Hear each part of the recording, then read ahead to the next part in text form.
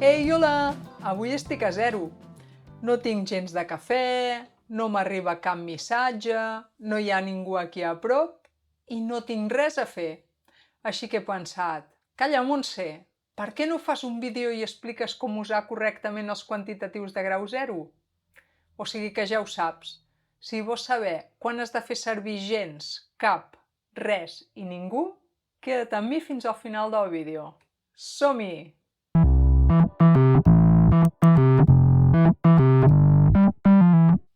Els quantitatius gens, cap, res i ningú indiquen quantitat zero, però quan hem d'usar cadascun d'ells? Comencem amb gens. Fixa't en els exemples. No tinc gens de cafè.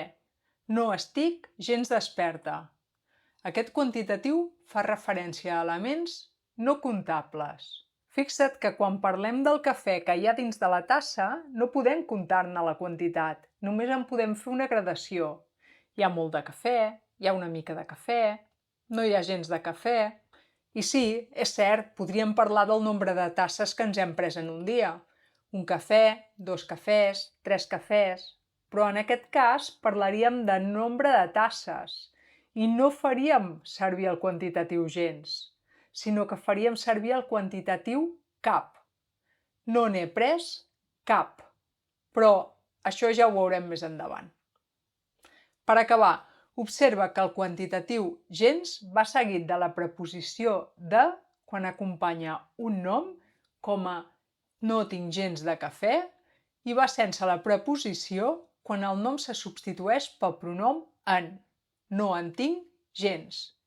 I també va sense preposició quan acompanya un verb, un adjectiu o un adverbi, com a no estic gens desperta. Cap. Tal com he avançat fa un moment, el quantitatiu cap serveix per fer referència a elements que es poden comptar. Un cafè, 2 cafès, 3 cafès, cap cafè. Fixa't, però, que en aquest cas no parlem de la quantitat de cafè que hi ha dins de la tassa, sinó d'unitats. No he pres cap cafè, no m'ha arribat cap missatge, no he vist cap persona.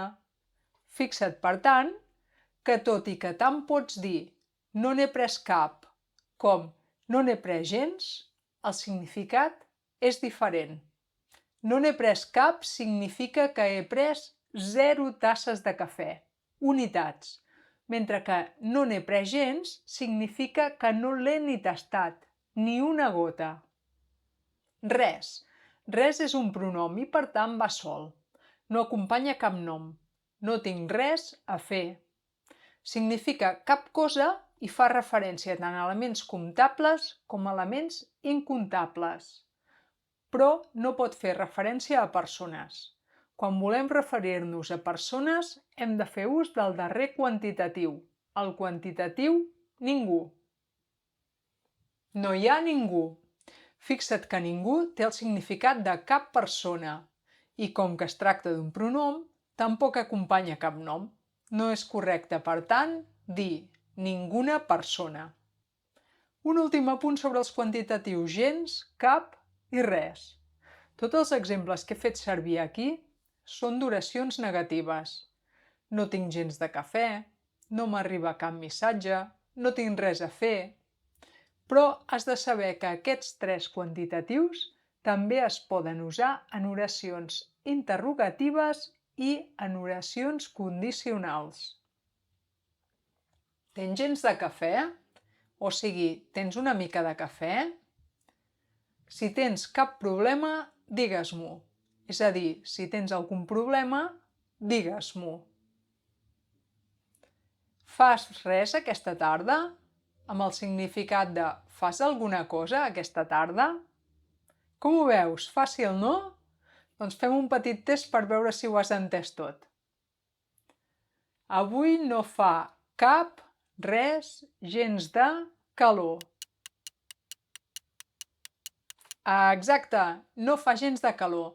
No podem usar cap perquè la calor no és comptable. No podem dir una calor, 2 calors, 3 calors. I tampoc podem usar res perquè res és un pronom i no pot acompanyar el nom. Continuem. He entrat en una botiga, però no hi havia cap, ningú, res que despatxés. Efectivament, no hi havia ningú, és a dir, cap persona. Podríem usar cap si anés acompanyat d'un nom com persona o dependent, cap persona o cap dependent.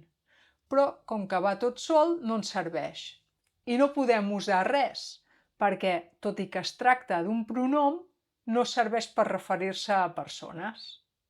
No hi havia res significa no hi havia cap cosa, però òbviament no podem dir no hi havia cap cosa que despatxés. Una altra. Volia comprar-me un jersei, però no n'he vist cap, res, ningú que m'agradés. En aquest cas la resposta correcta és cap. No n'he vist cap que m'agradés. O sigui, no he vist cap jersei. Fixa't que jersei s'ha substituït pel pronom en. Per tant, no podem usar res, que és un pronom i que significa cap cosa. No n'he vist cap cosa. No té sentit, oi? I tampoc podem usar ningú, que a part de ser un pronom, significa cap persona. No n'he vist cap persona. Una més. No tinc cap, gens, res per abrigar-me. Efectivament, la resposta és res. Cap cosa. Fixa't que aquí no podem usar ni cap ni gens, perquè no acompanya cap nom. I l'última, sort que no soc cap, gens, gens de, res, fredolica. Fredolica, per cert, és un adjectiu que significa molt sensible al fred. Efectivament, aquí l'opció correcta és gens, sense la preposició de, perquè acompanya un adjectiu. Gens fredolica, i no podem usar cap, que acompanya noms comptables, ni tampoc res, que és un pronom, i per tant hauria d'anar sol. I ja està, però abans de marxar, si t'ha agradat el vídeo, fes-me un m'agrada o deixa'm un comentari aquí a sota. Adeu!